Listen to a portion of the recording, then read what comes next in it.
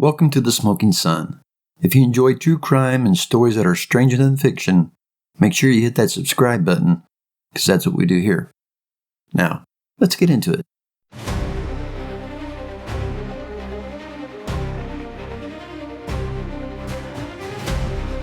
In the early 1930s, Australia faced a problem most countries couldn't have dreamed up if they tried. The country had just come out of World War I. Thousands of soldiers had just returned home, battered but proud, hoping to rebuild their lives. To thank them for their service, the government offered what seemed like a good deal: free farmland out in Western Australia. On paper, it sounded like a win-win. Veterans got land, the economy got a boost. But in reality, the land was rough, dry, and unforgiving. Farming was a daily battle against poor soil, harsh weather, and isolation. Then, just when it seemed things couldn't get worse, the emus came. In late 1932, after a particularly dry season inland, an estimated 20,000 emus migrated toward the coast. And what did they find waiting for them? Fields of crops carefully planted and tended by struggling farmers. It was like an all-you-can-eat buffet, and the emus wasted no time. They trampled fences meant to keep rabbits out, they flattened wheat fields, they tore up entire farms overnight. The farmers tried everything. They shot at them, they tried building better fences, nothing worked. The emus were too fast, too tough, and too many. Faced with the complete destruction of their livelihood, the farmers turned to the government for help. And the government? They decided to send the army. At first, officials hesitated. It sounded ridiculous even to them. Debates broke out in the parliament. One politician actually asked, "Is this a joke?" But under heavy pressure and fearing economic consequences if farms collapsed, the government agreed to act. Major g.p.w. Meredith, a decorated soldier from World War I, was assigned to lead the operation. He and his team were equipped with 2 Lewis machine guns and 10,000 rounds of ammunition. The mission was simple: eradicate the emus. On November 2nd, 1932, the Great Emu War officially began. The first skirmish didn't go according to plan. Meredith and his men spotted about 50 emus gathered near a dam. They set up their guns, waited for the perfect moment, and the birds scattered in every direction before a shot could be fired. Emus, it turned out, weren't just big. They were fast, agile, and seemingly aware of what was happening. Their erratic movements made it nearly impossible to hit them with machine gun fire. A few days later, the soldiers found a larger flock. This time they opened fire immediately. A handful of emus fell, but the majority sprinted away at incredible speeds. One gun jammed almost immediately, adding insult to injury. Frustrated, Meredith tried a new tactic: mounting a machine gun on the back of the truck for mobile attack. It sounded smart until you realized the truck couldn't keep up with the birds, and the terrain was so rough the gunner couldn't aim properly.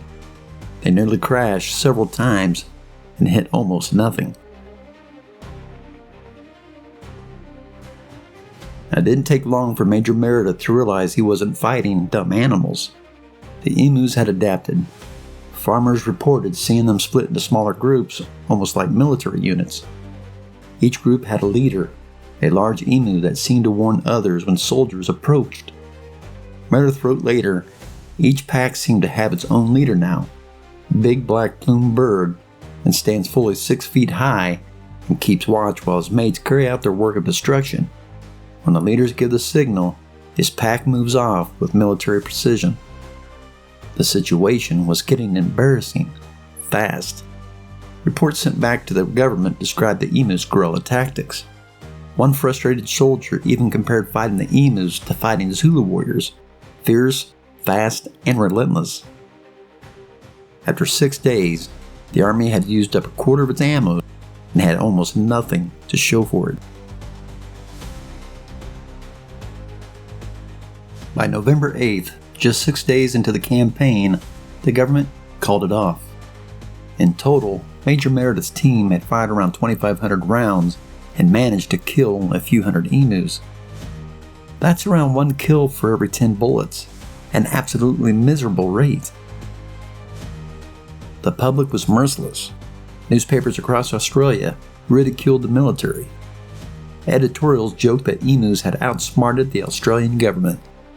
Cartoons appeared showing soldiers being chased by birds. It was a national embarrassment. But the farmers weren't laughing. They continued to plead with the government, saying their crops and their survival were still at risk. So in November, the army was sent back for a second round. This time they planned to be more strategic. Smaller, more focused attacks, better ammo conservation. And it worked. Sorta. By the time the second phase ended in December, they killed nearly 1,000 emus, but only after expending about 10,000 rounds of ammunition. At that point, everyone, farmers, military, and government officials, realized this wasn't sustainable. The military withdrew for good. Instead of soldiers, the government introduced a bounty system. Anyone who killed an emu could bring proof, usually the bird's beak, and collect a small reward. This system turned out to be far more effective. Over the next several years, tens of thousands of emus were killed this way.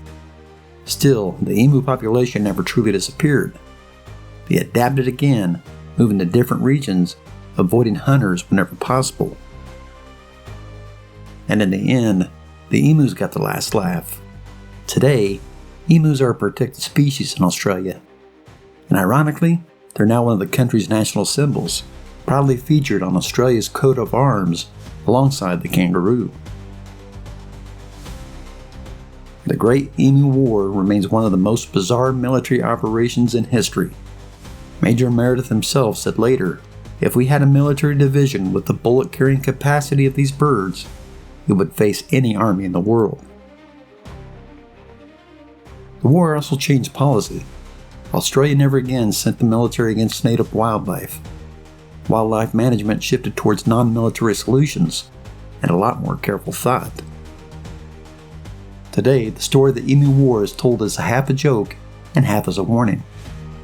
It's a reminder that no matter how clever or powerful we think we are, nature always finds a way to win, especially when it has 6-foot-tall birds leading the charge. If you enjoyed this story, be sure to like the video and subscribe to The Smoking Sun for more true stories just like this one. Thanks for watching, and as always, see you next time.